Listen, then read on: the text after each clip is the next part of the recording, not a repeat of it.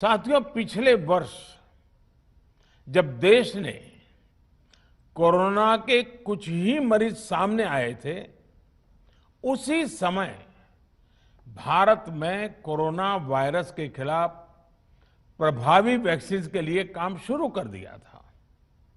हमारे वैज्ञानिकों ने दिन रात एक करके बहुत कम समय में देशवासियों के लिए वैक्सीन विकसित की है। आज दुनिया की सबसे सस्ती वैक्सीन भारत में है। भारत की कोल्ड चेन व्यवस्था के अनुकूल वैक्सीन हमारे पास है। इस प्रयास में हमारे प्राइवेट सेक्टर ने इनोवेशन और एंटरप्राइज की भावना का बेहतरीन प्रदर्शन किया है।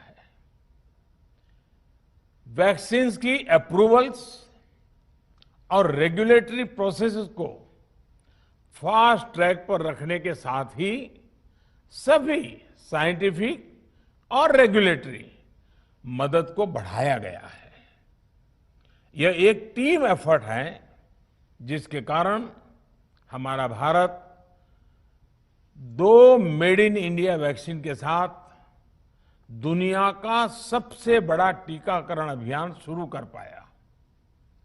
टीकाकरण के पहले चरण से ही गति के साथ ही इस बात पर जोर दिया गया कि ज्यादा से ज्यादा क्षेत्रों तक, जरूरतमंद लोगों तक वैक्सीन पहुंचे।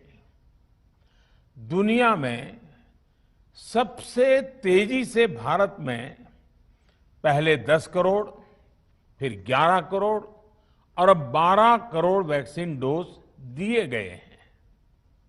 आज कोरोना से इस लड़ाई में हमें हौसला मिलता है कि हमारे health care workers, frontline corona warriors और सीनियर सिटीजन्स के एक बड़े हिस्से को वैक्सीन का लाभ मिल चुका है।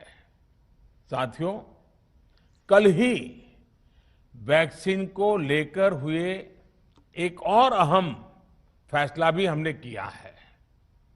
1 मई के बाद से 18 वर्ष के ऊपर के किसी भी व्यक्ति को वैक्सीनेट किया जा सकेगा।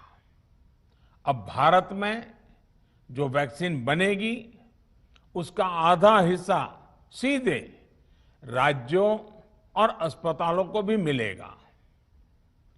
इस बीच गरीबों, बुजुर्गों, निम्न मध्यम वर्ग के लोग, 45 वर्ष की आयु के ऊपर के व्यक्तियों के लिए केंद्र सरकार का जो वैक्सीन कार्यक्रम चल रहा है, वो भी उतनी ही तेजी से जारी रहेगा।